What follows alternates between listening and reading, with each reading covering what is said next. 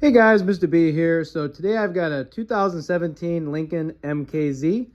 The MKC and MKX are very similar. We use this as an example of how to put a vehicle in rear brake job mode for those of you that have electronic park brakes. Every car is a little bit different, but a lot of newer vehicles are coming out with electronic park brakes. So I'll show you guys what it looks like back here in the back. I'm doing a rear brake job on this. Pad in the back here is metal on metal. It's time for some new brake pads. I do have a video on how to perform a brake job. That's on a Jeep Cherokee, but the procedure is very similar, so you guys can check that out if you'd like. Basically, what I'm going to do for the brake job is take out the slide pins, grease those, and take out the caliper bracket bolts. There's one there and another one further down, and gain access to the brake caliper bracket. Replace the rotor, do the whole brake job like I normally would.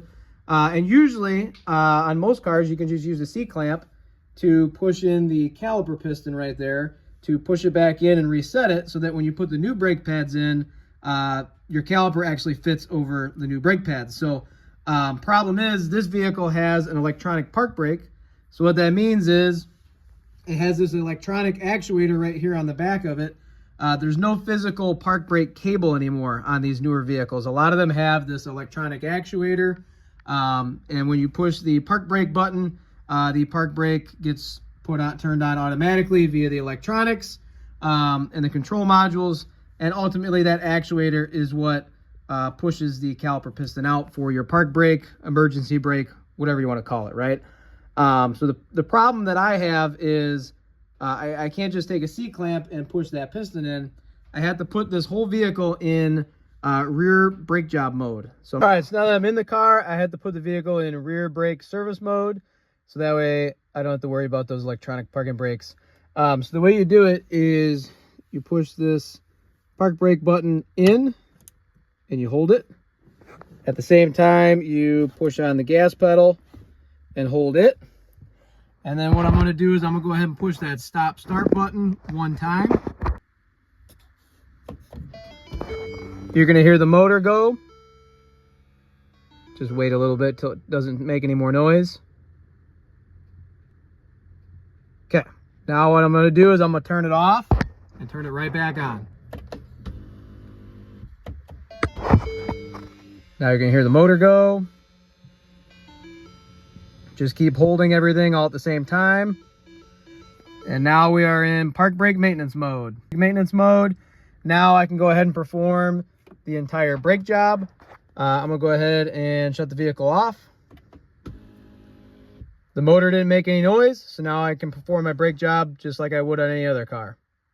All right, so now I got the caliper off. You can see the brake rotor here. Bracket, I still got to get that unbolted and take that off to replace the brake rotor.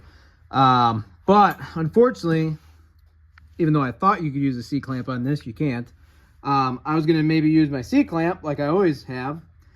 C-clamp does not work on this car. Reason being, there is a little set of notches inside of the caliper piston. There's a set of notches inside that caliper piston, and the C-clamp would wind up on the back of this plastic piece right here.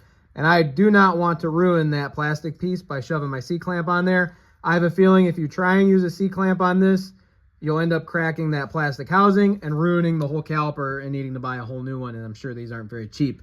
So the way that this tool is designed to work is it has this adapter that fits into those notches, into those grooves in the caliper piston. And there's a set screw right here. And as you turn this piece to the left, it twists and pushes the caliper in all at the same time. This is the exact same tool that you would use for an integrated park brake caliper that has a that has a cable going to it on some of the older vehicles when parking brakes first started being used on disc brake systems.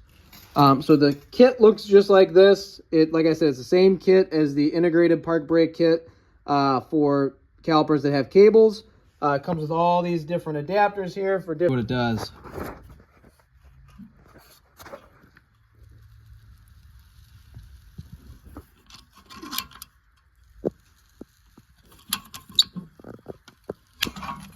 Now that I've turned it a little bit, I'm gonna get it repositioned. 7/8 wrench. Turn this piece right here, and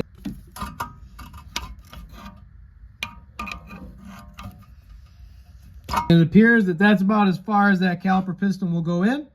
So as long as you're done, and as long as when you're done it looks like this, you're ready to go. So on this side, it turned out that I didn't have to actually turn the screw. I just turned this piece here and it forced that caliper piston in.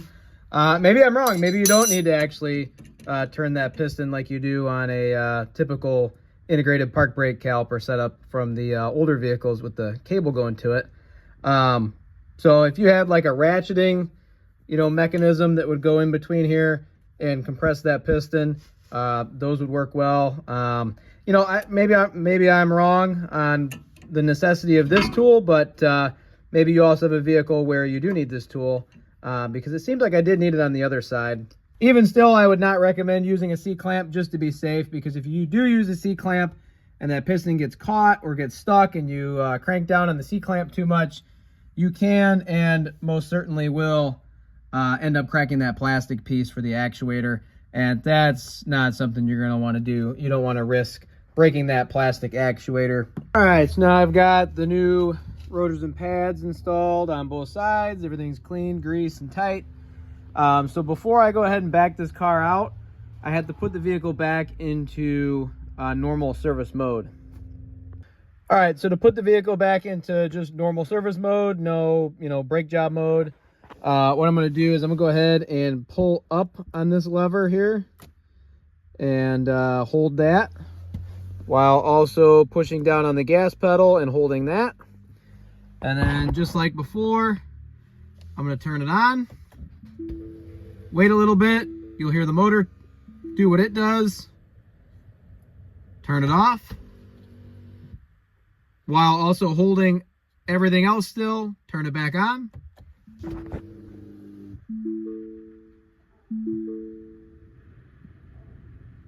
And now park brake maintenance mode. That didn't seem to do the trick, so I'm gonna go ahead and start it. I'm gonna see if the park brake works. Still in park brake maintenance mode. Doing that process 2 or 3 times, I finally got it to work.